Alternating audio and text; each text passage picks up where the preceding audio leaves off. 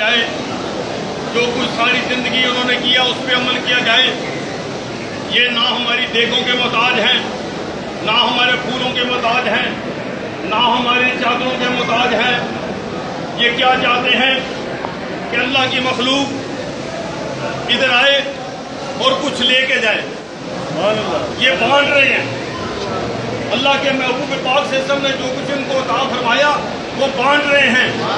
जब भी आओ, किसी भी अल्लाह वाले की बारगाह में जाओ, बावुजू जाओ और वहाँ बैठकर अल्लाह का जिक्र करो, अल्लाह के महबूब का जिक्र करो, कुरान पाक की तिलावत करो और वहाँ बैठकर अल्लाह की बारगाह में सच्ची तौबा करो। या अल्लाह, हम गुनाहगार हैं, स्याहकार हैं, सारी जिंदगी गुनाहों में गुजारी, इस अल्लाह वाले की बारगाह में आए हैं। क्यों? तनज़्ज़र रहमत इंदा ज़िक्र सालिहीन, जहाँ अल्लाह के नेक और सालिहीन बंदों का जिक्र होता है वहाँ अल्लाह की रहमतों का नुज़ूल होता है। जहाँ ये शहंशाह खुद मौजूद हों वहाँ कितनी ये सब रहमतें नजर आ रही हैं आपको, सब आ रही है ना।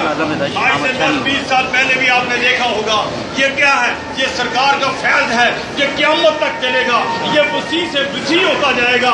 समुंदर के किनारे में बैठकर इन्होंने हजारों लाखों इंसानों को फैज़ बनाया और आज भी बचा रहे हैं और क़यामत तक बचाते रहेंगे। यहाँ से कोई नामुराद नहीं जाता, लेकिन हमारा मांगने में फर्क है, हमारा लेने में फर्क है। हमें लेना नहीं आता, हमें मांगना नहीं आता। इनकी बारगाह में जब घर से चले तो नियत करके चले। हम इस वक्त